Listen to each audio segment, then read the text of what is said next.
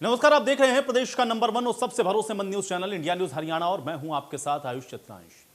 Corona संकट को देखते हुए 10वीं के बाद अब 12वीं बोर्ड की परीक्षाओं को रद्द कर दिया गया है और सीबीएसई के फैसले के कुछ देर के बाद ही हरियाणा सरकार ने भी परीक्षाओं को रद्द करने का ऐलान कर दिया। यहां आपको यह हम बता दें कि मंगलवार को पीएम मोदी की अध्यक्षता में एक बैठक हुई, जिसके बाद सीबीएसई 12वीं की परीक्षाओं को रद्द करने का फैसला लिया गया। हालांकि परीक्षा रद्द करने के फैसले को कुछ लोग सही ठहरा रहे हैं, तो फिर वहीं प्राइवेट स्कूल वेलफेयर एसोसिएशन ने इसको लेकर सवाल उठा दिए हैं। सवाल यह भी है कि परीक्षाएं तो रद्द हो गई हैं, लेकिन अब किस आधार पर रिजल्ट को वो तैयार करें। कॉलेज में कट ऑफ लिस्ट आखिर कैसे तय होगी, यह सवाल भी इसके साथ जुड़ता है। और परीक्षा रद्द करने पर निजी स्कूलों को आखिर एतराज क्यों है, इन्हीं सवालों के साथ बड़ी बहस में आज हम खास मेहमानों के साथ चर्चा करेंगे। आप बने रहिए हमारे साथ।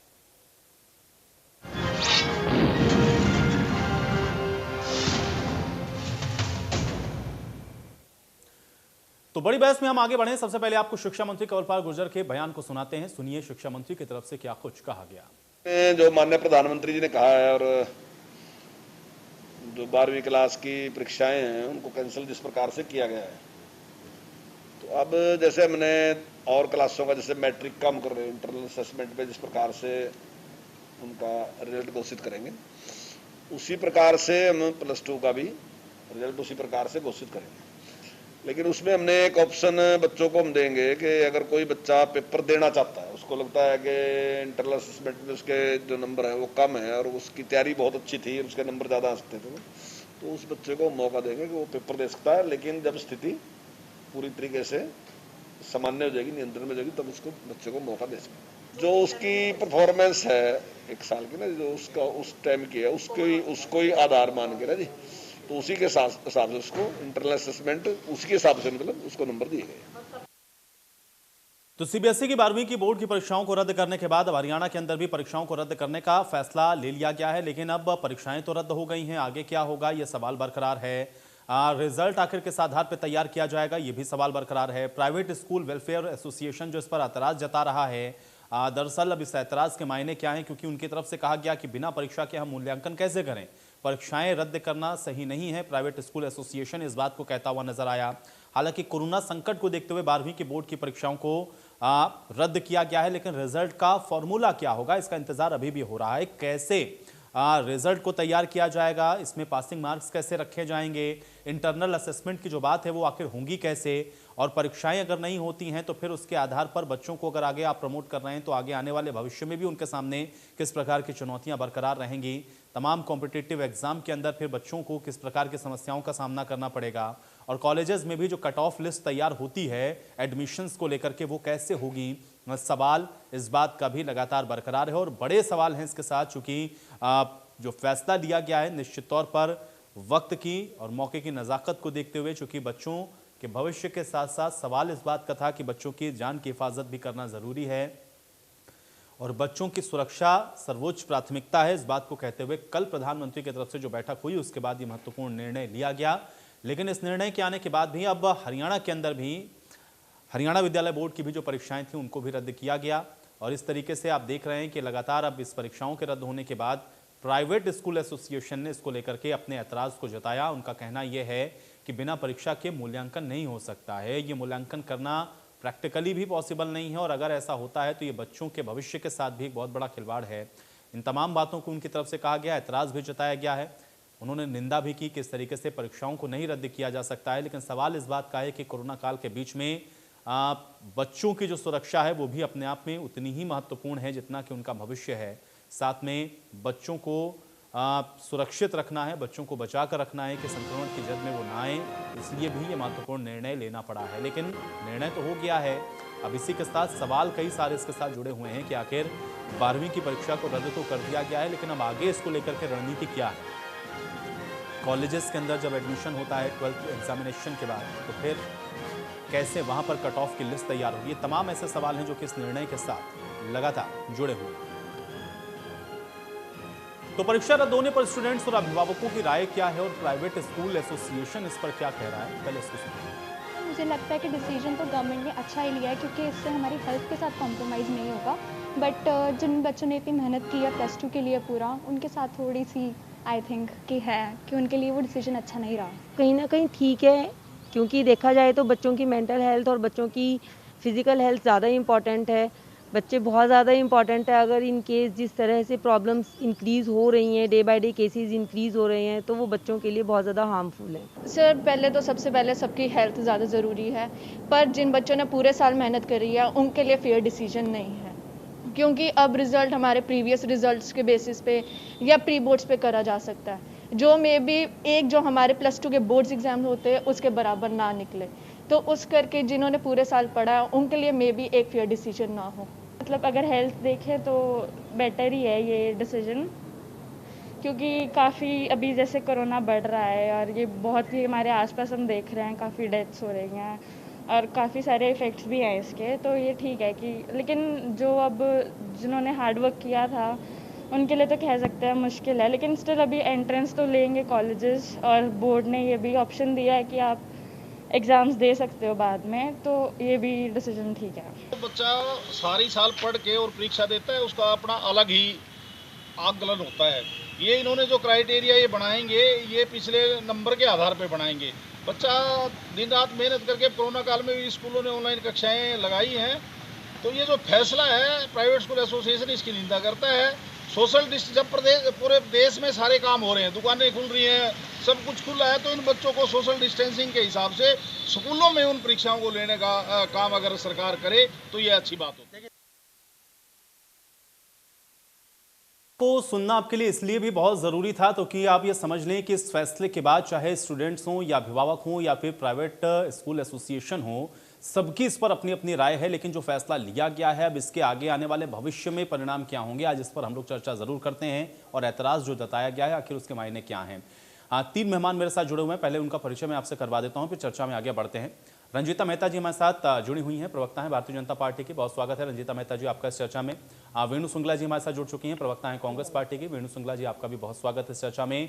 राम अवतार शर्मा जी हमारे साथ जुड़ चुके हैं, अध्यक्ष हैं प्राइवेट स्कूल वेलफेयर एसोसिएशन के, आपका भी बहुत स्वागत। और कैलाश जी भी हमारे साथ जुड़ेंगे, जो कि प्रदेश महासचिव हैं अभिभावक एकता मंच के, उनके साथ भी हम चर्चा करेंगे। और परिमल कुमार जी हमारे साथ जुड़े हुए हैं, जो कि डायरेक्टर हैं ICS के। परिमल कुमार जी आपका भी बहुत स्वागत है। सबसे पहले राम अवतार जी मैं आपसे शुरुआत करना चाहता हूं इस चर्चा की, क्योंकि अभी हम लोग प्रतिक्रियाओं को सुन रहे थे, इसमें बच्चे ज्यादातर इस बात को कहते हुए नजर आए कि ठीक है ये अच्छा फैसला है। कंसर्न इस बात का था कि उनकी जो स्वास्थ्य है, उनकी जो सुरक्षा है, उसको प्रायोरिटी पर रखा गया। लेकिन आप लोगों की तरफ से ऐतराज जताया गया और आप लोग ये कह रहे हैं कि बिना परीक्षा के मार्क्स नहीं दिए जा सकते हैं, पास नहीं किया जा सकता है। क्यों आपको ऐसा लग रहा है? क्या इस समय आपको लगता है कि मौके की नजाकत को देखते हुए जो फैसला लिया गया है वो सही नहीं है? तो आज प्राइवेट स्कूल एसोसिएशन हरियाणा के पदाधिकारियों की एक मीटिंग हुई और इसमें पूरी तरह से चर्चा की गई और उसके बाद हमारा एक प्रतिनिधि मंडल हरियाणा विद्यालय शिक्षा बोर्ड के चेयरमैन डॉक्टर जगदीप सिंह और वाइस चेयरमैन से मिला। हमने उनके सामने सुझाव रखे कि एक बच्चे का पूरी तरह से आकलन जो टीचर उसको पढ़ाता है वही कर सकता है। बच्चा परीक्षा में क्या करेगा, क्या कर पाएगा, कितनी उसकी वो है, तो वो एक टीचर ही बता पाएगा। तो इसलिए हमने उनसे रिक्वेस्ट की, हमने जो टीचिंग के इंटरेंस जो मार्क्स रखे हैं या हमने प्रैक्टिकल के जो मार्क्स भेज रखे हैं, उनके अकॉर्डिंग ही बच्चों को नंबर दिए जाए थोड़ी के, ताकि उनका रिजल्ट किसी प्रकार से प्रभावित ना हो। क्योंकि हमने अगर किसी बीच में 16 नंबर का बच्चा है तो उसको 16 नंबर भेजे हैं, हमने 30 का है तो उसी के अकॉर्डिंग बोर्ड उन बच्चों के मार्क्स लगा के और उनका रिजल्ट घोषित करे। तो आदरणीय चेयरमैन साहब ने हमारी सुझाव को मानते हुए उन्होंने घोषणा भी की है कि किसी के जो इंटरनल मार्क्स हैं उनके आधार पर और प्रैक्टिकल के आधार पर हम बच्चों का रिजल्ट डिक्लेयर करें। चलिए ठीक है। रंजीता मेहता जी मैं आपसे समझना चाहूंगा कि क्योंकि ये जो बात यहाँ पे प्राइवेट स्कूल एसोसिएशन की तरफ से कही जा रही है, एक तरफ तो जरूरी ये था इस समय वक्त को देखते हुए कि बच्चों की जो सुरक्षा है वो सर्वोच्च प्राथमिकता है, लेकिन सवाल अब चूंकि उनके भविष्य के साथ जुड़ जा रहा है, इसलिए इसको लेकर के कंसर्न बहुत ज्यादा है। और अब जो प्राइवेट स्कूल वेलफेयर एसोसिएशन जिस बात को उठा रहा है, इसको कैसे आप लोग देख रहे हैं और कैसे बच्चों को आप इंश्योर कर पाएंगे, उनके पेरेंट्स को आप इंश्योर कर पाएंगे जो इस बात से इत्तेफाक रखते हैं, जो बात यहाँ पर अभी राम अवतार शर्मा जी की तरफ से कही गई। मैं आपका रिएक्शन चाहूंगा इसके ऊपर। रंजीता जी। देखिए आयुष, मैं ये मानती हूँ कि जान है तो जहान है। बच्चों के भविष्य से ज्यादा हमें बच्चों की जिंदगियां प्यारी हैं। बच्चे रहेंगे, जिंदा रहेंगे तो पढ़ेंगे भी और लिखेंगे भी और आगे नौकरियां भी करेंगे। क्योंकि कोरोना की जो थर्ड वेव की आशंकाएं जताई जा रही थी, पहले जो कोरोना था वो 60 साल की उम्र से ज्यादा लोगों के ऊपर उसने अटैक किया, फिर उसने 18 से 40 वर्ष के ऊपर अटैक किया और इस बार बच्चों की बारी लग रही है। तो अगर ये स्थिति देखी जाती है तो मैं नहीं मानती कि कोई भी ऐसे पेरेंट्स हैं या कोई भी ऐसे बच्चे हैं जिस खतरे को उठाने के लिए तैयार है। मैं धन्यवाद करना चाहती हूँ नरेंद्र मोदी प्रधानमंत्री जी का, जिन्होंने सभी एजुकेशन मिनिस्टर सारे पूरे स्टेट्स के बुलाकर बड़ी बैठक की। उसके अंदर हमारे एजुकेशन मिनिस्टर रमेश जी भी बैठे, उसके अंदर राजनाथ जी भी बैठे और सभी की सलाह के बाद जो ये निर्णय लिया गया है ये बहुत ही अच्छा निर्णय है और सबके हक में और सबके भविष्य को देखते हुए ये निर्णय लिया गया है। क्योंकि मैं ये मानती हूँ कि जिस तरीके से आज कोरोना महामारी के चलते मोर्टेलिटी रेट बढ़ रहा है, जिस तरीके से फर्स्ट वेव से ज्यादा सेकेंड वेव के अंदर हमें डेथ देखने को मिले, तो मैं नहीं मानती कि कोई भी ऐसा शख्स होगा इस समय ये लेने के लिए तैयार है। और जो 12वीं की परीक्षा भी पेंडिंग होनी थी, जैसे कि पहले 10th के बोर्ड के एग्जाम भी हमने स्थगित किए थे, उनको कैंसिल किया था और असेसमेंट जो थी बड़ी साइंटिफिक तरीके से उनके असेसमेंट के हिसाब से उनके मार्क्स लगाने के लिए बोला गया था। उसी तरीके से एक बढ़िया साइंटिफिक फॉर्मूला तैयार किया जाएगा जिसकी बेस पे किसी भी बच्चे को ये महसूस ना हो कि उसके साथ अनजस्टिस हुआ है। और सेकंड ऑप्शन भी रखी गई है। सेकंड ऑप्शन ये रखी गई है कि अगर किसी बच्चे को लगता है कि मैंने असेसमेंट के दौरान जो मेरे प्री बोर्ड हुए थे, मेरा पेपर नहीं अच्छा हुआ या मैं किसी वजह से बीमार था या मेरी स्वास्थ्य उस समय ठीक नहीं था या मैं पेपर ठीक तरह से नहीं दे पाया, उनके लिए ऑप्शन रखी गई है कि 1.5 घंटे का उनको एक ऑब्जेक्टिव टाइप पेपर दिया जाएगा और बच्चा उस पेपर को कर सकता है और अपने मार्क्स को अगर वो चाहता है कि वो बढ़ाना चाहता है तो वो सोचता है कि उसका एग्जाम नहीं ठीक हुआ था तो he will get that marks. मैं ये मानती हूँ कि जिस तरीके से ये महामारी वैश्विक रूप ले चुकी है, जिस तरीके से महामारी फैली हुई है, हम बच्चों की जिंदगियों के साथ रिस्क नहीं ले सकते क्योंकि सभी जो बच्चे हैं वो हमारा भविष्य है। बच्चे रहेंगे तो भविष्य उज्जवल रहेगा और कोई भी पेरेंट्स इस समय रिस्क लेने के लिए। चलिए रंजीता जी, आपने एक बड़ी बात कही। आपने कहा कि देखिए जो भी हम करेंगे उसमें जो खासतौर से मार्क्स को लेकर के या उनको जो पास करना है उसके लिए हम लोग साइंटिफिक फार्मूले के आधार पर ही काम करेंगे, किसी बच्चे के साथ कोई अन्याय नहीं होगा। मैं इस पर जरूर आपसे चर्चा करूंगा, इसको फॉर्मूला ये क्या है। वेणु सिंगला जी का मैं रुख करूंगा। वेणु सिंगला जी, आप कैसे देख पा रही हैं जो फैसला लिया गया कि पहले 12वीं की सीबीएसई की बोर्ड की परीक्षाओं को रद्द किया गया, फिर हरियाणा बोर्ड की भी परीक्षाएं रद्द हुई उसके तत्काल बाद, इस फैसले को आपको लगता है कि सही है या इसके अंदर आपको लगता है कोई सुझाव है आपके या कुछ और इसमें रणनीति की या नए निर्णय की जरूरत है या कुछ ऐड इसमें हो सकता है? आप कैसे देख रहे हैं इस फैसले को ओवरऑल? मैं आपसे समझना चाहूंगा वेणु जी। जो समझ आ रहा है वो तो उतनी ही बात है कि सही वक्त पर सही फैसले ना लेना इस सरकार की आदत बन गई है, इस सरकार की नीति बन गई है और उसका खामियाजा किसे भुगतना पड़ता है? जनता को भुगतना पड़ता है। चुनाव आए वो रद्द नहीं किए गए क्योंकि वो उससे वो रिलेटेड थे, क्योंकि उसमें उनका सत्ता सुख रिलेटेड था। लेकिन आप देखिए कि जो हमारे छात्र हैं, जो 12वीं कक्षा होती है, ये पहला पड़ाव होता है बच्चे की आगे के करियर के लिए, और ऐसे में एकदम से रद्द कर देना तो कहाँ की समझदारी है? आप इसका कुछ विकल्प ले सकते थे, आप इसको डिले कर सकते थे, आप इसको ऑनलाइन परीक्षा दिलवा सकते थे। जो कर्मठ बच्चे हैं जिन्होंने पूरा साल मेहनत की है, आप देखिए उन पर क्या गुजरी होगी कि 1 मिनट में आपने फैसला दे दिया कि परीक्षा रद्द है। परीक्षा रद्द की जगह अगर आप इसका कोई और विकल्प ले सकते थे, अगर परीक्षा विकल्प ही ये रद्द करना ही आपका विकल्प था, तो जो साल भर आपने ऑनलाइन क्लासेस लगवाई बच्चों की, जो टीचर्स की मेहनत कराई, जो पेरेंट्स का पैसा लगवाया, बेरोजगारी के समय में जब आप लोग आज रोजगार नहीं दे पा रहे हैं, ऐसे में पेरेंट्स ने पेट काट कर बच्चों की फीस भरी, साल भर की स्कूल की, वो सब आपको नहीं समझ में आया, वो सबको आपने नहीं कंसीडर किया। आपने बस 1 मिनट में, क्योंकि सुप्रीम कोर्ट का ऑर्डर था कि 2 दिन के अंदर आप फैसला दीजिए, तो आपकी मीटिंग भी हो गई, सब लोग नेता इकट्ठे भी हो गए और आपने बच्चों का जो भविष्य है वो अंधकार में डाल दिया। चलिए ठीक है, वेणु जी के हिसाब से ये फैसला सही नहीं है। मैं परमल जी आपका रुख कर लेता हूं। परमल जी, मुझे एक बात बताइए, चूंकि बच्चे अब उनको इंटरनल असेसमेंट के आधार पे आप पास करेंगे, आपके पास क्या साइंटिफिक फॉर्मूला है उसके लिए तो हम लोग को अभी थोड़ा और इंतजार करना पड़ेगा। लेकिन जो बच्चे कंसर्न हो रहे हैं इस बात को लेकर के कि जो ब्राइट स्टूडेंट हैं उनको लगता था कि वो परीक्षा देकर के बेहतर कर सकते थे और आगे आने वाले भविष्य में ये जो फैसला लिया गया है, क्या उसका कुछ इम्पैक्ट पड़ेगा आपको लग रहा है? आप कैसे इसको देख रहे हैं इस फैसले को और क्या ये प्रभावित करेगा कहीं भविष्य में बच्चों के फ्यूचर को?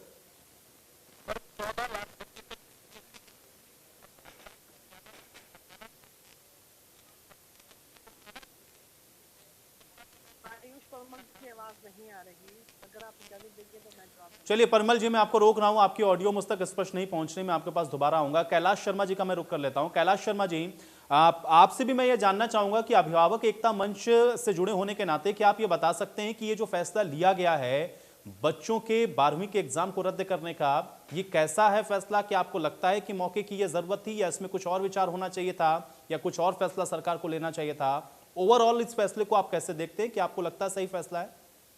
देखिए, मंच की ओर से पहले भी केंद्रीय मंत्री जी और हरियाणा के शिक्षा मंत्री मुख्यमंत्री की अपील की गई थी कि देखिए बार बार प्रयोग ना करें, और ये जो आप बार बार स्कूल खोल देते हैं और फिर बच्चों को बुला देते हैं, फिर बात को बंद करना पड़ता है। तो आप जो सोच रहे हैं कि परीक्षाएं कराई जाएंगी, वो तो ठीक नहीं है। हमारी मांग शुरू से ही रही थी कि 10वीं और 12वीं, हमारी मांग शुरू से ही रही थी कि 10वीं और 12वीं की बोर्ड परीक्षाएं रद्द कर दी जाएं। देखिए, कोरोना से देश बचेगा, समाज बचेगा तो पढ़ाई भी बचेगी। सबसे बड़ा सुरक्षित है बच्चों के भविष्य और स्वास्थ्य को लेके। हमारा ये आकलन रहा है, हमने ये देखा है कि अभिभावक जब भी स्कूल खुले थे, हरियाणा सरकार ने खोले, तब भी उन्होंने अपने बच्चों को स्कूल में नहीं भेजा और काफ़ी बच्चे नहीं गए थे। तो अभी भी ये पूरी उम्मीद नहीं थी कि अगर ये ऑफलाइन या किसी भी तरह ऑनलाइन पढ़ाई कराएंगे या एग्ज़ाम कराएंगे तो नहीं होंगे। मंच की दृष्टि से ये निर्णय सही है। हाँ, वो बात ठीक है कि इन्होंने जैसे 10वीं बोर्ड का रद्द किया, उसके बाद ही करना चाहिए था, लेकिन अब जो रद्द हो गया है तो हमारी यही एक मांग है केंद्र सरकार से और हरियाणा सरकार से कि देखिए, अब इसमें उन बच्चों को जो चिंता स्वाभाविक है, जिन्होंने मेहनत की या जो अच्छे नंबर लाने की कोशिश कर रहे थे, लेकिन उन बच्चों के अभिभावक को भी ये चाहते हैं कि भैया ठीक है, कोई बात नहीं, ये समय आगे ऐसा नहीं रहेगा, आगे और चांस आएंगे। तो अब जो 10वीं के बाद लाइन खुलती है बच्चों को डिप्लोमा जाने के लिए या 11वीं में दाखिला लेने के लिए, और 12वीं के बाद जो लाइन खुलती है नीट, जीएससी की जी मेंस में जाने के लिए, उसमें जरूर ऐसा कुछ प्रावधान करें, ऐसी गाइडलाइन बनाएं कि उन बच्चों को लगे, उनके पेरेंट्स को लगे कि हाँ वास्तव में रद्द तो हो गई, लेकिन आगे जो निर्णय लिए हैं उससे हमारे बच्चों का भविष्य आगे बेहतर रहेगा। उनका जो असमंजस है उसे दूर किया जाए। मैं पुनः निवेदन करता हूं कि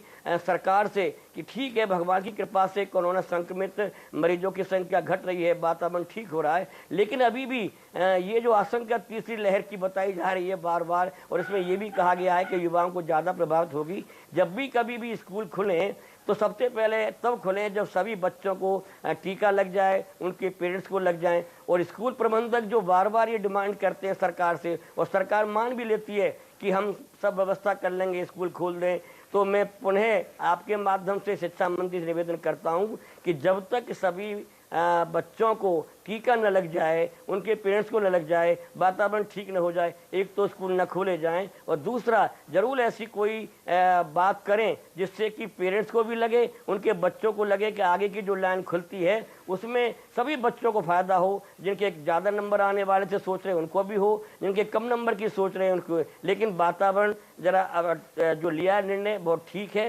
ये मौके की नजाकत है, सभी पेरेंट्स इसका स्वागत कर रहे हैं। मैं पुनः यही निवेदन करता हूं कि एक तो स्कूल तभी खोले जाएं जब बिल्कुल वातावरण ठीक हो जाए, सबको टीके लग जाएं, और एक जरूर ऐसी व्यवस्था की जाए केंद्र सरकार द्वारा, हरियाणा सरकार द्वारा, कि सब बच्चों का जो आगे का भविष्य है, 11वीं में दाखिला लेने का मामला हो, डिप्लोमा में लेने का मामला हो, या 12वीं को आगे उच्च कॉलेज में लेने का, उन्हें लगे कि हाँ हमारे लिए कुछ गाइडलाइन में छूट दी गई है।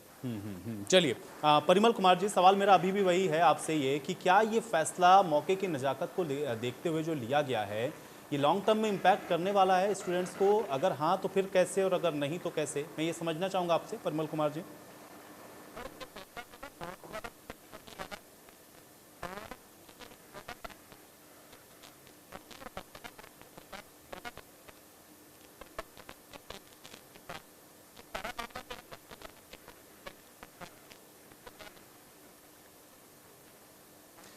चलिए परिमल जी, मैं आपको फिर बहुत माफ़ी के साथ रोकूंगा, कुछ तकनीकी समस्या, आपकी ऑडियो मुझ तक बिल्कुल स्पष्ट नहीं आ रही है। राम अवतार जी, मैं आपके पास आता हूं। आप ये बात रंजीता मेहता जी ने कही कि देखिए इसमें कोई हैरान और परेशान होने की ज़रूरत नहीं है। इस समय जो सबसे बड़ी प्रायोरिटी है वो ये है कि बच्चों का जो स्वास्थ्य है या फिर बच्चों की जो जान है उसकी हिफाजत करना साइंटिफिक फार्मूले के आधार पर हम लोग करेंगे और इसमें कोई दिक्कत नहीं आने वाली है। ये बात रंजीता जी ने कही है। राम अवतार शर्मा जी, ऐतराज़ क्यों है फिर इस फैसले से?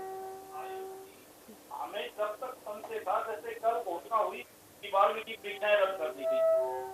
आज हम हरियाणा विद्यालय शिक्षा बोर्ड के चेयरमैन से मिले, हमारी मीटिंग हुई है पूरे प्रदेश के पदाधिकारियों की, और दो बातें उनसे हुई है। इस प्रकार का फार्मूला वो अपना रहे हैं बच्चों के लिए, तो हमें अब कोई संशय नहीं है, बच्चों के साथ जस्टिस होगा।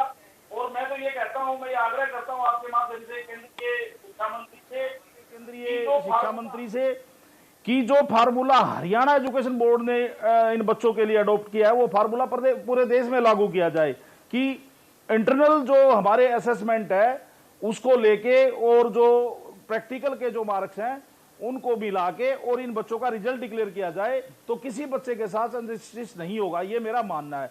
और रही बात, जैसे वो अभिभावक संघ के जो प्रवक्ता है वो बता रहे थे कि जब कोरोना महामारी पिछली जो वेव आई थी, प्राइवेट स्कूलों ने बहुत बड़ा योगदान सरकार को, जहां भी हमारी एसोसिएशन है, हमने सरकार ने जब हमारे से आग्रह किया, हमने अपनी बसें उपलब्ध करवाई, हमने अपने प्राइवेट स्कूलों को आइसोलेशन सेंटर बनाए, हमने लाखों रुपए का दान सीएम रिलीफ फंड में दिया, और हमने परिवारों को, जो गरीब परिवार थे, उनको सूखा राशन भी उपलब्ध करवाया। हमने परिवारों को एक जिले में 200 परिवारों को हमने गोद लिया है। ये महामारी है, इसमें हमारा नैतिक फर्ज है, हमारे अंदर इंसानियत भी है, और अब बच्चे को हम भगवान मानते हैं, और जो हमारा स्कूल है वो विद्या रूपी मंदिर है। उस मंदिर में बच्चे आते हैं तो हम चाहते हैं बच्चे सुरक्षित रहें। तो फैसला सरकार के फैसले के साथ है हम, पर हमारा एक निवेदन है छोटा सा, कि पिछला 1 साल तो हमने जैसे तैसे करके भरपाई करके हमारे जो अध्यापक अध्यापिका उनको वेतन भी दे दिया, पर ये जो साल है इसमें पेरेंट्स फीस नहीं दे रहा, और इस वजह से हमें दिक्कत आ रही है। तो एक आपके माध्यम से हरियाणा सरकार से, केंद्र की सरकार से पूरे देश के लिए एक राहत पैकेज जैसे इंडस्ट्रीज को दिया है, और हर प्लेटफॉर्म पे इन्होंने मजदूरों को दिया है, रेडी वालों को दिया है, उस प्रकार हमारे अध्यापक अध्यापिकाओं को और नॉन टीचिंग स्टाफ के लिए भी कोई राहत पैकेज जारी कर दे। हम सरकार के फैसले के साथ पूरी तरह हैं। चलिए रंजीता मेहता जी, मैं चाहूंगा कि वेणु जी की बात का जवाब दें, क्योंकि उन्होंने कहा कि एक तो आप लोग फैसले लेट लेते हैं, दूसरा जो फैसला भी आप लोगों ने ले लिया है वो बच्चों के भविष्य को अंधकारमय करने वाला है। मैं ताज्जुब की बात ये मानती हूँ कि विपक्ष का काम होता है विरोध करना, पर इस तरीके का विरोध करना कि विरोध के नाम पर विरोध किया जाए, कहाँ तक जायज है। आज रेणु जी खुद बता दे कि इनके बच्चे तो चलो बड़े हो चुके हैं, क्या इनके बच्चे अगर पढ़ रहे होते तो क्या ये उनको स्कूल कॉलेज में भेजकर एग्जाम सेंटर में बिठाने के लिए तैयार थे? मैं इस बात के लिए हैरानी मानती हूँ कि कह रहे हैं कि हमने भविष्य अंधकार में डाल दिया, हम भविष्य उज्जवल करने की, और एग्जाम कह रहे हैं कि पेट काट काट के फीस भरी, सारा साल उनको पढ़ाया। तो क्या आप ये मानती हैं कि उनको घर पे बिठाना चाहिए था, उनकी क्लासेस नहीं लेनी चाहिए थी, उनको अगली क्लास के लिए प्रमोशन के लिए जो उन्होंने सीखा पूरा साल घर पे बैठकर क्लासेस लगाकर, वो उनको नहीं सिखाया जाना चाहिए था? सिर्फ एक एग्जाम ही सारा क्राइटेरिया है कि वो अपना कॉलेज स्कूल में जाए, वहाँ पे एग्जाम सेंटर में बैठे, अपनी जिंदगी को जोखिम में डाले, और कई माँ बाप बच्चों की जान से हाथ धो बैठे? क्या कांग्रेस पार्टी इस चीज का समर्थन करती है? ये कहाँ की मानवता है? मैं इस बात से हैरान हूँ कि क्या सोच के ये लोग विरोध करते हैं कि क्योंकि सारा साल पढ़ाया गया, उन्होंने फीसें भरी, इसलिए उनके पेपर लिए जाए। जनाब, हम तो उनको प्रमोट करेंगे, जो प्री बोर्ड के एग्जाम उनसे लिए गए हैं, जो प्रैक्टिकल की बात की जा रही है, सभी असेसमेंट को कैलकुलेट करके बच्चों को अगली क्लास में प्रमोट किया जाएगा, उनको मार्क्स दिए जाएंगे ताकि वो अपना अपना फील्ड चुन चुके। बिकॉज मैं ये मानती हूँ कि जिस तरीके की अमानतता कांग्रेस पार्टी दिखा रही है, आज आप ओपिनियन पोल करके अपने चैनल के माध्यम से पूछ लीजिएगा कि कितने जो पेरेंट्स हैं इस बात के लिए राजी होंगे कि उनके बच्चे सेंटर में जाकर पेपर देने के लिए जाए और उनकी जान जोखिम में आए। जिस तरीके से महामारी फैली हुई है, जिस तरीके से पिछला महीना हम सब लोगों ने किस तरीके से बताया, कोई ऐसा परिवार नहीं बचा था जिनका कोई भी इंसान जो था हॉस्पिटलाइज नहीं था। हमारे पास ऑक्सीजन, वेंटिलेटर, बेड, किस तरीके से पूरी सूझबूझ से हमारे मुख्यमंत्री जी ने इस सिचुएशन को संभाला। और आज अब कोरोना के केसेस लॉकडाउन लगाकर कम हो रहे हैं और हम अच्छी स्थिति में आ रहे हैं। इस समय जब थर्ड वेव पूरी जो आने के लिए तैयार है, उसके बाद हम ये डिसीजन लें कि बच्चों को हम एग्जामिनेशन सेंटर में भेजें, क्योंकि रेणु अग्रवाल जी चाहती है, उनकी पार्टी चाहती है। जनाब, हम ऐसा नहीं कर सकते। जो अभी बात कर रहे थे कि कॉलेज और स्कूल को राहत पैकेज दी जाए, निश्चित तौर पे प्रधानमंत्री जी इसके ऊपर भी विचार करेंगे कि आप लोगों के ऊपर स्ट्रिक्ट बोझ ना आए, पेरेंट्स के ऊपर स्ट्रिक्ट बोझ ना आए। जिस तरीके से हर फील्ड में, हर इंडस्ट्री को, हर चीजों को राहत पैकेज दिया गया है, आपके लिए भी निश्चित तौर पे कुछ ना कुछ सोचा जाएगा ताकि आपके ऊपर भी बोझ ना पड़े और बच्चों की पढ़ाई निरंतर चलती रहे और बच्चे जो है अगली क्लास में प्रमोट होते रहे। और निश्चित तौर पे जब तक ये कोरोना महामारी ठीक नहीं हो जाती, जब तक सारे बच्चे वैक्सीनेशन उनको नहीं लग जाती, तो हमारा ये इरादा है कि हम स्कूल को नहीं खोलेंगे। वेणु सिंगला जी, राजनीति करने के नाम पर सिर्फ विरोध करना है या वाकई में आपको लगता है कुछ कंसर्न है, या कुछ सुझाव आप दे सकते हैं कि सरकार को दरअसल करना ये चाहिए? क्योंकि ये तो सब सहमत हो रहे हैं कि हाँ ठीक है, मौजूदा दौर में परीक्षाएं नहीं हो सकी थी, लेकिन तरीका क्या होना चाहिए? वेणु सिंगला जी। देखिए, वही बात है कि बात को समझने का फर्क है। एग्जामिनेशन सेंटर का तो नाम भी नहीं लिया गया, हाँ, लेकिन वो भी एक पॉसिबिलिटी थी। विकल्प तो बहुत थे आपके पास, आपने विकल्प को चुनने की कोशिश ही नहीं की। आप बच्चों को वैक्सीन कर सकते थे, अगर वो वैक्सीनेटेड होते सभी बच्चे, अगर सरकार को पता था कि 12वीं के एग्जाम्स आ रहे हैं, तो सरकार ये कदम भी उठा सकती थी कि हमारे वो बच्चे तकरीबन 18 साल के होते हैं, तो सबसे पहला नंबर हम उन बच्चों का वैक्सीनेशन करवा सकते थे। एक विकल्प था, मैं केवल सुझाव दे रही हूँ मैं आपको, मैं ये नहीं कह रही हूँ कि हम अपने बच्चों की जान जोखिम में डालना, तो हम लोग दूर दूर तक भी नहीं सोच सकते। अरे भाई, कोई भी पार्टी हो, बच्चा तो बच्चा ही होता है। तो इस बात को उस तरीके से ना लिया जाए, बात को इस तरीके से लिया जाए कि जब हमारे बहुत से कॉलेजेस, बहुत सी यूनिवर्सिटीज हैं जो कि 12th के बेस पर, 12th के मार्क्स के बेस पर बच्चों को एडमिशंस देती हैं, कि हर जगह एंट्रेंस नहीं होता। आप बताइए वहां पर कट ऑफ कैसे जाएगी? वहां पर बच्चे किस तरह से, जो एक बच्चा बहुत काबिल बच्चा है, एक मीडियोकर बच्चा है, एक थोड़ा कम बच्चा जिसके वो, आप कैसे उनका मूल्यांकन करेंगे? हम इस बात को नहीं वेणु जी, बिल्कुल ये बहुत तार्किक बात आपने कही और मैं इस विषय पे बिल्कुल चर्चा करना चाह रहा था। मैं आऊंगा क्योंकि रंजीता जी, वेणु जी, देखिए दोनों लोग, आप लोग एक पेरेंट्स भी हैं, मुझे लगता है कि आप लोग तो इससे बेहतर कोई समझ ही नहीं सकता। पार्टी से ऊपर उठ करके भी अगर आप लोग बताएंगे तो आप लोग के पास बहुत बेहतर सुझाव हो सकते हैं। सवाल इस बात का है कि भविष्य बच्चों का सिक्योर हो जाए बस। वेणु जी, मैं आऊंगा, बीच में परिमल जी मेरे साथ जुड़ गए, मुझे बताया जा रहा है। परिमल जी, आपसे संपर्क नहीं हो पा रहा बार बार, मैं ये चाह रहा हूं कि जरा इस चीज को समझाएं, ये जो फैसला लिया गया है इसको कैसे आप देख रहे हैं और क्या वाकई में इसका इंपैक्ट लॉन्ग टर्म में पड़ेगा? अगर पड़ेगा तो कैसे, और अगर नहीं पड़ेगा तो कैसे? ये मैं आपसे समझना चाहूंगा। परिमल जी। सर, ये बहुत ज्यादा इम्पैक्ट पड़ेगा। क्या मेरी आवाज अब सही आ रही है सर? अब जो है, जैसे बार बार जो इसके कारण दिक्कत हो रही है, जैसे मैं पेरेंट भी हूँ, मेरे बच्चे भी हैं, और मैं जो है एक टीचर भी हूँ। लाखों बच्चे मेरे पास पढ़ते हैं, तैयारी करते हैं, नौकरी की तैयारी करके जो है जॉब तक पहुंचते हैं। अभी हम लोगों ने स्कूली लेवल पर भी ये काम स्टार्ट किया। हम लोग जो है, हमारा कहना ये है कि फीस आएगी नहीं आएगी, कम रुपए हो गए, ज्यादा रुपए हो गए, टीचर को 2-4 को सैलरी मिली नहीं मिली, ये भी बात की बात है। सबसे इंपॉर्टेंट बात है कि जो ये 12 लाख बच्चे, 14 लाख बच्चे सीबीएसई के पेपर दे रहे हैं और 2-2.5 लाख बच्चे हरियाणा के पेपर दे रहे हैं। कोई बच्चा 66% नंबर लेगा, कोई 76 लेगा, कोई 86 लेगा, कोई 96 लेगा। हर एक बच्चा अपना कैलिबर दिखाएगा और जिंदगी भर उस कैलिबर के ऊपर उसका क्राइटेरिया मापा जाएगा कि उसकी योग्यता किस लेवल की है। अब वो सारा सिस्टम खत्म हो जाएगा। अब बच्चों को आगे चल के 12वीं पास करने के बाद स्ट्रीम चूज करनी है। कोई टीचिंग लाइन में जाएगा, कोई एलएलबी में जाएगा, कोई पॉलिटेक्निक करेगा, कोई इंजीनियरिंग करेगा, कोई मेडिकल करेगा, कोई एलएलबी में जाएगा। तो वो अलग अलग क्राइटेरिया वो खत्म हो जाएगा। किस तरीके से बच्चा जो है उस कैलिबर को जो है वो करेगा। भारत के अंदर मैक्सिमम कोर्सेज में 12वीं के बाद लाइन चूज करता है बच्चा। वो गवर्नमेंट जॉब में जाना है, प्राइवेट जॉब में जाना है, प्रोफेशनल कोर्स उसको करना है, या किस तरीके का काम करना है। ये इन सभी लोगों की, और सिर्फ इन लोगों की नहीं, इन फैमिलीज की सारी बातों के ऊपर डिपेंड करेगा। जैसे अभी जो है राम अवतार जी बात कर रहे हैं, इन्होंने बच्चों को बहुत करीब से देखा है, ये बच्चों को पढ़ाते हैं। हम बच्चों को बहुत करीब से जानते हैं, बच्चों को रेगुलर अपने आप पढ़ाते हैं, इसलिए हम लोगों को एक एक बात का पता है। बाकी लोग जो बातें कर रहे हैं ना, जैसे पेरेंट, घर पर पेरेंट का काम पेरेंटिंग करना है, घर पे पेरेंट का काम पढ़ाना नहीं है, उसका काम करियर बनाना नहीं है। करियर बनाने का काम चाहे कोई कितना ही काबिल आदमी हो, उसके बच्चों का करियर बनाता है टीचर। तो टीचर जो है जो बात महसूस करता है ना, तो ये बहुत बड़ी बात है कि जैसे पेपर कैंसिल हो गए, बच्चे भी खुश हैं, पेरेंट्स भी खुश हैं, लेकिन एक टीचर आहत है, वो इस भविष्य का निर्माण जो है और विनाश नहीं। लेकिन परिमल जी, देखिए इसके साथ एक चीज ये भी है, चूंकि इस विषय पर भी विचार है कि जो बच्चे, खासतौर से वो ब्राइट स्टूडेंट जो बहुत कंसर्न है, जो ये बात बार बार कह रहे हैं, उन्होंने कैमरे के सामने भी इन बातों को कहा कि हम बेहतर कर सकते थे, क्योंकि अगर हमको परीक्षा का अवसर मिलता। अगर ऐसे बच्चों के लिए सेपरेटली कोई व्यवस्था हो रही कि अगर वो संतुष्ट नहीं है अपने असेसमेंट के आधार पर तो वो परीक्षा दे सकते हैं, बाकी को आप प्रमोट कर रहे हैं, तो कम से कम एक बहुत बड़ा वर्ग इस चीज से बच जाएगा, वो भीड़ भाड़ नहीं होगी और बच्चों को आप सेफ सिक्योर भी रख सकते हैं। जब स्थितियां इस तरीके की हो तो उन बच्चों का आप एग्जाम भी ले सकते हैं। क्या इस विषय पर विचार किया जा सकता है? बिल्कुल सर, देखिए अब जो है ना, कोरोना नॉर्मल होता जा रहा है धीरे धीरे। अब जो है कंटिन्यूअस जो है कंडीशंस ठीक हो रही है। अब जो है कुछ भगवान भरोसे लगा लीजिए, कुछ जो है कुछ सामाजिक संस्थाओं ने, कुछ सरकार ने, डॉक्टर्स ने, एसोसिएशन ने, बहुत लोगों ने मिलकर काम किया है और धीरे धीरे जो है कंट्रोल हो रहा है कोरोना। अब कंडीशन जो है, जैसे सोनीपत की बात मैं करूं तो हजारों केस रोज आ रहे थे, अब वहां से जो है ये 20-30 केस पर आ गए हैं और 2-4 दिन में मैं उम्मीद करता हूं कि ये जो मामला नॉर्मल हो जाएगा।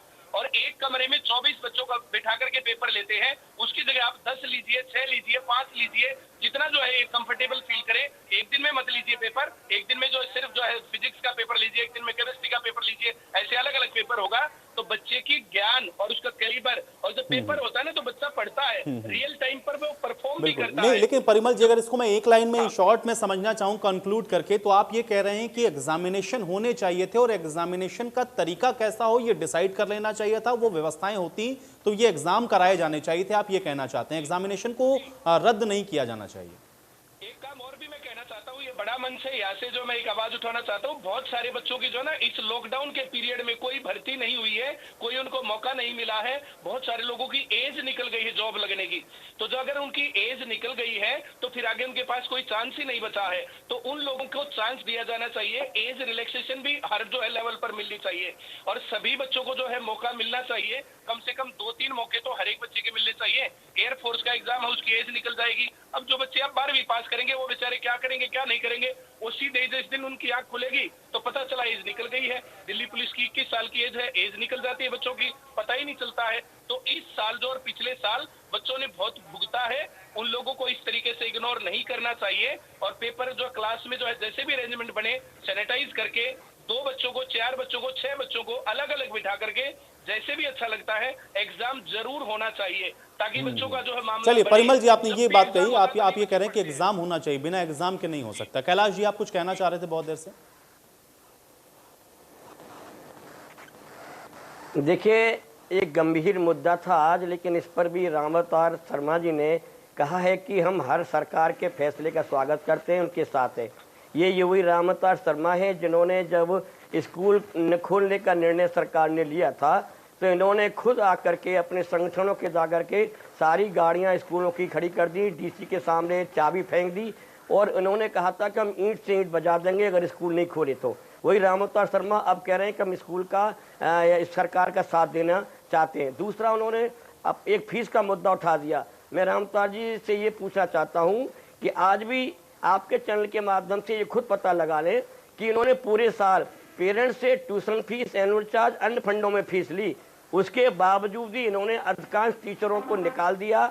आज भी पूरे साल की उनको तनख्वाह नहीं दी, किसी को आधी तनख्वाह दी है और ये उसकी आड़ में पुनः जो है ये आवाज़ उठा रहे हैं कि हमें फीस दिलाई जाए। ये सब एक तरह से भ्रमक पैदा करने वाली बात है।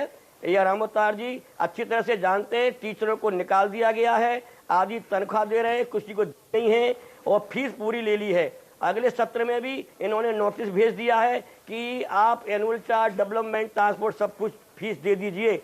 जब ये तनख्वाह तो फीस तो ले लेते हैं, तनख्वाह टीचर को दे नहीं रहे कि नहीं फीस दिलवाई जाए। ये गंभीर मुद्दा है। फीस के मुद्दे को आज की चर्चा में नहीं जाना चाहिए था। मैं पुनः आपके माध्यम से, मौका बार बार नहीं आता है, मौके की खोज में ना रहें। इन प्राइवेट स्कूल एसोसिएशन की एक ही डिमांड है कि किसी तरह स्कूल खुले, बच्चे आएँ तो उनसे हम फीस वसूल लें। इनको बच्चों के भविष्य से, उनके स्वास्थ्य से कोई लेना देना नहीं है, इनका अपना स्वार्थ है। तो बजाय मेहरबानी इनसे भी मेरा हाथ जोड़ के निवेदन है कि वो इस तरह बच्चों के भविष्य से खड़कार ना। चलिए, आपकी बात पे मुझे लग रहा है 2 रिएक्शन मिलेंगे। पहले ठीक है, पहले तो मैं रामअवतार जी से मैं इसका जवाब लेता हूं। परिमल जी, मैं आपके पास आऊंगा। रामअवतार जी पहले जवाब दें इस बात का कैलाश जी की। आयुष जी, ये जो हमारे साथी हैं ये बहुत गलत भाषा का प्रयोग कर रहे हैं। हरियाणा में 95% बजट स्कूल हैं, 95% स्कूल लोहारू के टिल्लों में, टिल्लों में जाके देखो आप, 200 रुपए पर मंथ में हम बच्चों को पढ़ा रहे हैं और पेरेंट्स फीस दे के खुश नहीं है। पिछली बार ये जैसे कह रहे हैं कि एडमिशन फीस ली हमने, हरियाणा सरकार ने हमें ये कहा कि आप दाखिला फीस नहीं लेंगे, तो हमने पूरे हरियाणा में किसी एक सिंगल स्कूल मेरे को साबित कर दें जिस पेरेंट से किसी से अगर दाखिला फीस ली हो तो। दूसरी बात, 50% फीस भी आ जाती है तो भी मैं बहुत बड़ी बात मानता हूं और हमने किसी टीचर को नहीं निकाला। टीचर हमारा बहुत अहम अंग है हमारे इन विद्यालयों को चलाने के लिए, हमारी हरियाणा के बच्चों को शिक्षित करने के लिए। आदरणीय प्रधानमंत्री जी का, आदरणीय मुख्यमंत्री जी का एक नारा है, पढ़ेगा हरियाणा तो बढ़ेगा हरियाणा। हरियाणा में 60% बच्चों को क्वालिटी एजुकेशन देने का काम प्राइवेट स्कूल करते हैं, और वो बजट स्कूल करते हैं जिनकी 500 रुपए, 400 रुपए, 600 रुपए फीस है। हमने कोरोना काल को देखते हुए 1 पैसा एडमिशन फीस नहीं लिया पिछली बार। अब की बार माननीय हाईकोर्ट ने ये कहा कि आप दाखिला फीस ले सकते हो, आप ट्यूशन फीस ले सकते हो। पेरेंट्स फीस जमा करा के खुश नहीं है, क्योंकि इस प्रकार के जो लोग हैं, ये एकता मंच अभिभावक, ये पेरेंट्स को बरगलाते हैं और उनको बहका के इस प्रकार का काम करते हैं। हम सरकार के हर कदम चलिए के राम अवतार जी, मुझे लगता है चर्चा खड़े हैं। यहाँ से डिरेल हो जाएगी। आज चर्चा इस विषय पर नहीं है कि कौन क्या कर रहा है, चर्चा इस बात की है कि बच्चों का भविष्य सिक्योर हो जाए और बच्चे सुरक्षित भी रहें। परिमल जी, एक रिएक्शन आपका चाहूंगा, फिर रंजीता जी का मैं रुख करता हूँ। परिमल जी, क्या कहना चाह रहे हैं? सर मैं ये कहना चाह रहा हूँ, जैसे जो है ना, ये जो एसोसिएशन वाले या ऐसे लोग हैं और कुछ पेरेंट्स भी ऐसे होते हैं, उनको एकमात्र शिक्षक ही चोर दिखते हैं। उनको एकमात्र एक ही काम होता है, फीस ली जाती, पढ़ाया जाता है। कोई भी बिजनेस है, कोई भी कहानी है, बात मैं ये कह रहा हूँ, फीस आएगी नहीं आएगी इंपॉर्टेंट नहीं है। इंपॉर्टेंट ये है कि बच्चे को कैलिबर के अनुसार उसका जो है स्थान मिलना चाहिए। जो बच्चे ज्यादा इंटेलिजेंट है, ज्यादा अच्छे तरीके से पढ़ते हैं, वे लोग अपनी तैयारी करते हैं, पेपर देते हैं, तो वे अच्छे कॉलेजेस में, अच्छी यूनिवर्सिटीज में एडमिशन ले लेते हैं। अगर वैसा नहीं होता है और एक जो है कोई क्राइटेरिया बनाया गया, अब जो है जैसे जिसके जो पासिंग मार्क्स लेने के लिए भी उसको नकल करनी पड़ती, तो वो भी जो है उतने ही नंबर ले रहा है, और किसी को जो है जैसे अच्छे नंबर 100% मार्क्स लेता, वो भी 70% पे ही है, तो ये मामला गड़बड़ हो जाएगा और ये बहुत भयंकर गड़बड़ हो जाएगा। सब लोग एक ही घाट पर पहुंच जाएंगे तो फिर कैसे बात बनेगी? तो जो ये योग्यता है, इस योग्यता का क्राइटेरिया कैसे बनेगा? और जैसे टीचर्स है ना, टीचर्स, जैसे मैं राम अवतार शर्मा जी को जो है कभी मिला नहीं हूँ, कोई जानता नहीं हूँ, लेकिन जो मैं कहता हूँ, मैं गारंटीड इस बात को कह सकता हूँ कि जो ये फीस लेते हैं ना, उस फीस से बच्चे को कभी जो स्कूल का ग्राउंड बना दिया, कभी हॉल बना दिया, कभी ऑडिटोरियम बना दिया, कभी कुछ बना दिया, और 24 घंटे इनके पास जो ना, अगर इनके पास 5 करोड़ रुपए आ जाए, इनके पास 50 करोड़ रुपए आ जाए, इनके पास प्लानिंग मिलेगी कि उससे क्या सुविधा दी जाए और बच्चे किस तरीके से उसका ओवरऑल डेवलपमेंट हो सकता है। सरकारी स्कूलों का हाल कितना खस्ता है। हरियाणा सरकार फिलहाल में 1000 से नहीं, ठीक है परिमल जी, देखिए ये बहुत जरूरी है और मुझे लगता है कि इसमें दोनों तरीके की बातें हैं। हालांकि मैं उस विषय में जाना नहीं चाहता हूं, लेकिन परिमल जी, बस एक सवाल मैं आपसे लूंगा, उसके बाद मैं पॉलिटिकल स्टेटमेंट जरूर लूंगा इस विषय पर। परिमल जी, चूंकि आपने कहा कि बच्चों के लिए आगे भविष्य में इसको लेकर के दिक्कतें होंगी, लेकिन जो ब्राइट स्टूडेंट है वो तो ज्यादातर सब कॉम्पिटिटिव एग्जाम से ही जाते हैं। कॉम्पिटिटिव एग्जाम में तो ये फिल्टर हो ही जाएगा ना, कोई मेरिट के आधार पर भी आया तब भी कॉम्पिटिटिव एग्जाम में तो जो बैठेगा जाकर के, जो जैसा करेगा, जैसा लिखेगा, उसके आधार पर उसका असेसमेंट हो जाएगा, उसको वहां पर जगह मिल जाएगी। क्यों लग रहा है कि अभी इसका इम्पैक्ट दूसरी तरीके से पड़ने वाला है? सर कॉम्पिटिटिव एग्जाम किस चीज में होता है? सिर्फ गवर्नमेंट जॉब में। आप जेबीटी करने जा रहे हैं तो कॉम्पिटिटिव एग्जाम नहीं है, बीएड करने जा रहे हैं कॉम्पिटिटिव एग्जाम नहीं है, एलएलबी में एडमिशन लेने जा रहे हैं कॉम्पिटिटिव एग्जाम नहीं है, डीयू के किसी कॉलेज में एडमिशन लेने जा रहे हैं कॉम्पिटिटिव एग्जाम नहीं है। कहां पर है सर? बहुत सारी जगहों पर कॉम्पिटिटिव एग्जाम नहीं है और ये सिर्फ गवर्नमेंट जॉब के अंदर है, और ये सिर्फ हरियाणा सरकार में फेयर सिलेक्शन है, सी और डी ग्रुप में। इसके अलावा सेंट्रल गवर्नमेंट के ऊपर तो जो है जैसे जितने भी एसएससी के पेपर होते हैं हर टाइम पर लीक रहते हैं, हर टाइम पर उसके खिलाफ कितनी आवाज उठती है सर। 100 नंबर पूरे बच्चे ले जाते हैं, कंप्यूटर हैक करके जो है चीजें हो रही है, और हैकिंग के बाद जो है जैसे किस प्रकार से ऑनलाइन पेपर हो रहे हैं, ये बार बार बहुत बार। ठीक है परिमल जी, कुल मिलाकर जो मेरिट पर होने वाली चीजें हैं उस पर इसका इम्पैक्ट पड़ेगा। रंजीता जी, मैं चाह रहा हूं कि इसका जवाब दे दें, क्योंकि आपने कहा कि साइंटिफिक आधार पे आप करेंगे, लेकिन मेरिट के आधार पर जो जहां पर नहीं है इस तरीके की व्यवस्थाएं, वहां ये इम्पैक्ट करने वाला। मैं यही तो पूछना चाहती हूँ, अभी परिमल जी कह रहे थे कि हालात सुधर रहे हैं। अगर हालात तो पहले भी पिछली जब फर्स्ट वेव आई थी तब भी हालात सुधर गए थे और हमने बच्चों के प्री बोर्ड एग्जाम्स ले लिए थे, उसके बाद ही सेकेंड वेव का आगमन हुआ और कितना क्रूर रूप लेकर आई आपके सामने है। अब ये फिर से कह रहे हैं कि हालात सुधर रहे हैं और फिर से हम एग्जाम ले लें और थर्ड वेव आ जाए और उसके बाद सरकार निकम्मी की सरकार ने आग में झोंक दिया बच्चों को। तो मैं पूछना चाहती हूँ कि जो प्री बोर्ड के एग्जाम्स हुए थे, जो इंटेलिजेंट बच्चा था तो प्री बोर्ड के एग्जाम में ऑलरेडी अच्छे वक्त ले चुका होगा, उसी की असेसमेंट के हिसाब से उसको फाइनल के एकदम रिजल्ट मिलना है। जो इंटेलिजेंट बच्चा है उसने तो 11वीं में भी अच्छे नंबर लिए होंगे, जो एक इंटेलिजेंट बच्चा है उसने तो 10वीं में भी नंबर लिए होंगे। तो एक साइंटिफिक फॉर्मूला ये बनाया जाएगा, उसके लास्ट के 3 इयर्स के एग्जाम्स के रिजल्ट देखे जाए, उसकी प्री असेसमेंट देखी जाए, उसकी इंटरनल असेसमेंट देखी जाए, उसने प्री बोर्ड में कितने मार्क्स लिए वो देखे जाएंगे, तो अपने आप साइंटिफिक फॉर्मूला निकल के आएगा और आपको रिजल्ट मिल जाएगा। तो उसके अंदर जिसने 99 लिए थे उसको 99 ही मिलेंगे और जो 56 में था या 66 में था उसको उतने ही मिलेंगे। तो यहाँ पे किसी के साथ इंजस्टिस कहाँ हुआ? उसके अलावा एक ऑप्शन जो दी गई है कि अगर आपकी असेसमेंट में आपको लगता है कि आपके एग्जाम नहीं ठीक हुए थे किसी भी कारणवश, किसी के घर में शादी थी, किसी की तबीयत खराब थी, किसी के बच्चा नहीं पेपर ठीक ढंग से कर पाया, तो उसके लिए सरकार ने मौका दिया है कि आप उसके लिए एग्जाम के लिए अप्लाई कीजिए। आपका ऑब्जेक्टिव टाइप का 45 मिनट का टेस्ट लिया जाएगा, आप उसको दोबारा क्लियर करके अपना रिजल्ट लीजिए। तो आज प्रॉब्लम कहाँ पर है, मैं ये पूछना चाहती हूँ। क्या व्यवसाय केंद्र जो व्यवसाय चलाते हैं और कोचिंग देते हैं उनको फीस नहीं मिल पाएगी अगले साल, या उनके पेट पर लात बज रही है उसकी दिक्कत है, या जो स्कूल अपनी आधी टीचरों को फीस दे रहे थे या पूरी टीचरों की फीस माफ नहीं कर रहे थे या बच्चों की फीस माफ नहीं कर रहे थे उनको दिक्कत है। तो सिर्फ इसको जो पूरा ये सिस्टम है इसको व्यवसाय के रूप में ना देखकर ये देखा जाए कि आज बच्चे का भविष्य से ज्यादा बच्चे की जिंदगी जरूरी है। और सबसे बड़ी इंपॉर्टेंट उन्होंने बात कहा कि बच्चे जो घर में रहते हैं उनकी माँ जो होती है उनकी सबसे बड़ी शिक्षक है।